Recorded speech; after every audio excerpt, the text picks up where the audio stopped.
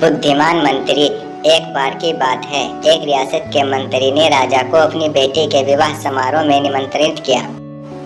जब राजा अपने परिवार के साथ विवाह समारोह में पहुंचा तो मंत्री उन्हें सम्मान पूर्वक वरिष्ठ आसन पर बैठाने ले गए।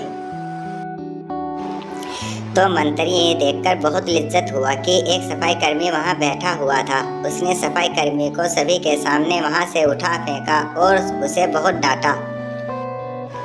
सफाई कर्मी ने बहुत अपमानित महसूस किया और बदला लेने की योजना बनाने लगा। अगले दिन सुबह जब वे राजा का कक्ष साफ कर रहा था,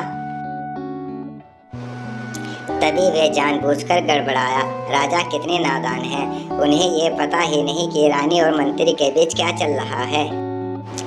राजा आधी नींद में था। ये क्या बकवास कर रहे हो? उसने पूछा। महाराज, मैं पूरी रात सो नहीं पाया, मैं तो नींद में गड़बड़ा रहा था, सफाई कर्मी जवाब में बोला। हालांकि उसकी बात सुनकर राजा के मन में संदेह के बीज पड़ गए। उसे समझ में आ गया कि सफाई कर्मी ही उसके लिए जिम्मेदार हो सकता है। मैंने उसका अपमान किया था और उसी का उसने बदला लिया।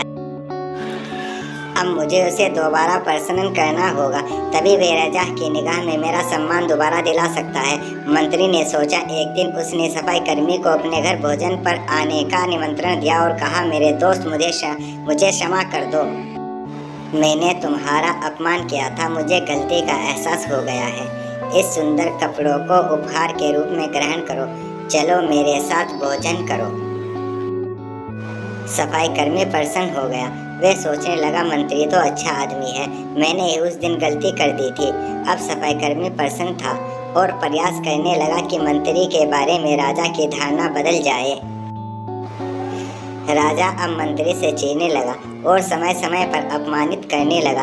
एक दिन तो उसने द्वारपालों से ये तक कह दिया कि वे मंत्री को महल में घुसने ही न दे। मंत्री राजा के व्यवहार से बहुत चकित था, लेकिन कुछ विचार करने के बाद